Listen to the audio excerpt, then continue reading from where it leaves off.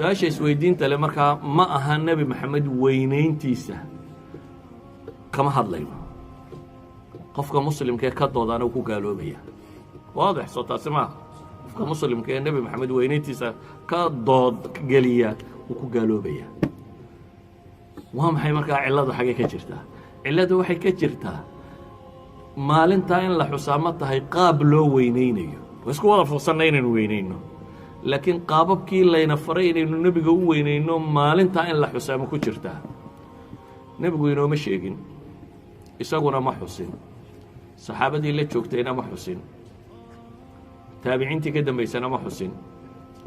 madaahibta afarta ah culammadaynu ku naqaanayna may xusin haddaa xaggay ka timi waa dambay muslimiinta badh ay la yimaadeen taarikhyahanada badh imaam almaqrisiy fii kitaabihi siduu ku qirinayo waxay soo bilaabantay bay ku tilmaamaan dowla alfaatimiya markii ay joogtay masar dowladdii ka talinaysay cubadiyiinta la odhan jiray ee qolo shiica ahayd ayaa waxay keentay 6 mawlid 6 birthday mawlidku waa birthday 6 birthday in la xuso nebiga calayhi salaatu wasalaam cali ibn abi aalib faatima xasan iyo xuseen iyo boqorka shantaa inuu noqdo waxa la xusaya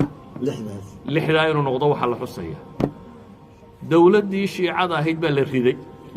markii la riday nimankii meesha qabsaday waxay dhahay war shanta shiicadana ay naga tuuro nebigana iska xusno shantiina way ka tageen kanna way xuseen culammada wakhtigaa wixii ka dambaysay waxay isweydiiyaan war mas'aladani ma ka mid tahay wixii diintu inoo sheegaysa mise kama mid aha culamada badh waxay idhahdeen war dhibi kuma jirto haddii nebiga la xuso waa kaasi culamo badanina waxay leeyihin war ruuxani ma soo garan laakiin anigu hal kalaan kuu sheegayaa waxaasoo dhan ka baxsan haddaad maqasho mas'alada nebigu ma samaynin ama saxaabadii ma samaynin kama samaynin su-aal baan ku weydiinaya nebi maxamed siduu alle u caabuday si ka badan miyaad u caabudi karaysaa maalintaad intii nebi maxamed uu sameeyey dhammayso aan isugu nimaadna bidaca markaa socagaa maaha maalintaad intii nebi maxamed ka adkaato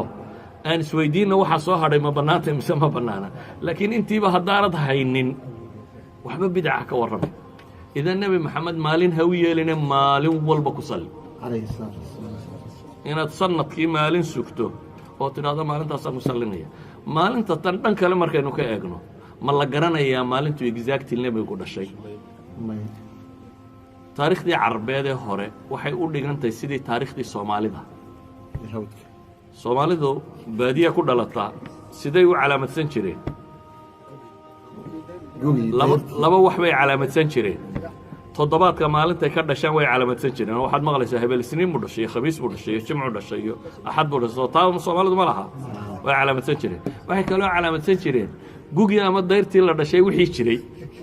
gugii reer hebel lagu duulay gugii hebel dhintay gugii dayrta badnaa gugii cayn ayaa la calaamadsan jiray carabtii jaahiliyaduna saasay ahayd nebi maxamed markuu dhashay calayhi salaatu wasalaam wuxuu inoo sheegay maalintuu dhashay iyada wuu sheegay isniin baan dhashay buu yidhi isniintana wuu soomi jiray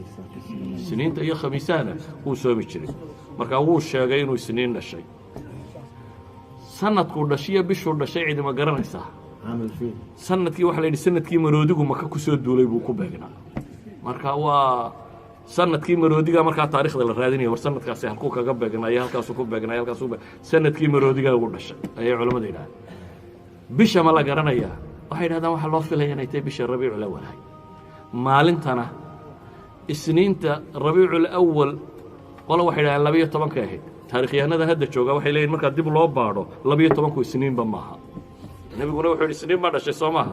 haddaad dib u raacdo bay leeyihiin 12 isniin ma haysee la yeelaya axad alxufaad wuxuu leeyay war 9 ahayd